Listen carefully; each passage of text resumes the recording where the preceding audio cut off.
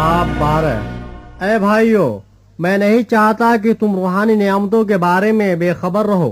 तुम जानते हो कि जब तुम गैर कौम थे तो गूंगे बुतों के पीछे जिस तरह कोई तुमको ले जाता था उसी तरह जाते थे। बस मैं तुम्हें जताता हूँ कि जो कोई खुदा के रूह की हिदायत से बोलता है वो नहीं कहता कि यीशु मलऊन है, और न कोई रूहुल कुद्स के बगैर कह सकता है कि यीशु खुदावंद है।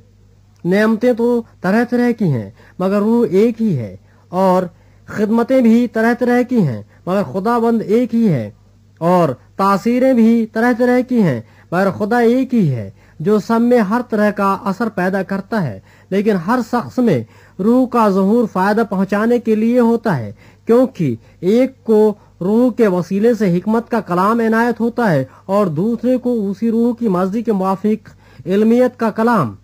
किसी को उसी रूह से ईमान और किसी को उसी एक रूह से शिफा देने की तौफीक, किसी को मौज़ों की कुदरतें, किसी को नबूवत, किसी को रूहों का इम्तियाज, किसी को तरह तरह की ज़बानें, किसी को ज़बानों का तर्जुमा करना। लेकिन ये सब तासीरें वही एक रूह करता है और जिसको जो चाहता है बांटता है।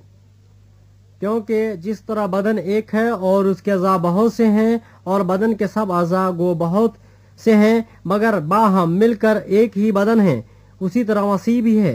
क्योंकि हम सब ने ख्वाह यहूदी हों ख्वाह यूनानी, ख्वाह गुलाम ख्वाह आज़ाद, एक ही रूह के वसीले से एक बदन होने के लिए बपतिस्मा लिया और हम सबको एक ही रूह पिलाया गया। चुनांचे बदन में एक ही उज़ू नहीं बल्कि बहुत से हैं।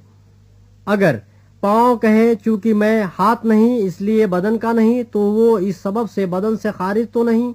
और अगर कान कहे चूंकि मैं आँख नहीं इसलिए बदन का नहीं, तो वो इस सबब से बदन से खारिज तो नहीं। अगर सारा बदन आँख ही होता तो सुनना कहाँ होता, अगर सुनना ही सुनना होता तो सूंघना कहाँ होता। मगर फिल वाक़या खुदा ने हर एक उज़ू को बदन में अपनी मर्जी के मुआफिक रखा है। अगर वो सब एक ही उज़ू होते तो बदन कहाँ होता।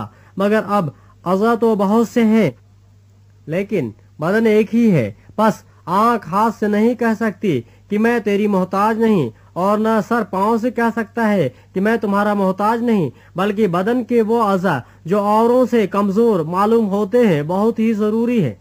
और बदन के वो अज़ा जिन्हें हम और औरों की निस्बत जलील जानते हैं उन्हीं को ज़्यादा इज्जत देते हैं, और हमारे नाजेबा अज़ा बहुत ज़ेबा हो जाते हैं। हालांकि हमारे ज़ेबा अज़ा मोहताज नहीं, मगर खुदा ने बदन को इस तरह मुरक्कब किया है कि जो उज़्व मोहताज है उसी को ज्यादा इज्जत दी जाए, ताकि बदन में तफरका न पड़े बल्कि अज़ा एक दूसरे के बराबर फिक्र रखें।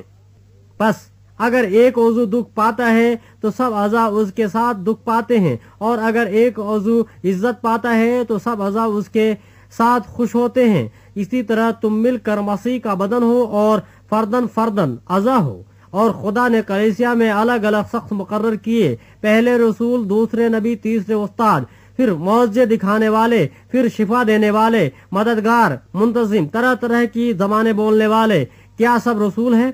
क्या सब नबी हैं? क्या सब उस्ताद हैं? क्या सब मौजे दिखाने वाले हैं? क्या सबको शिफा देने की कुव्वत अनायत हुई? क्या सब तरह तरह की ज़बानें बोलते हैं? क्या सब तर्जुमा करते हैं? तुम बड़ी बड़ी नेमतों की आरज़ू रखो, लेकिन और भी सबसे उम्दा तरीका मैं तुम्हें बताता हूँ।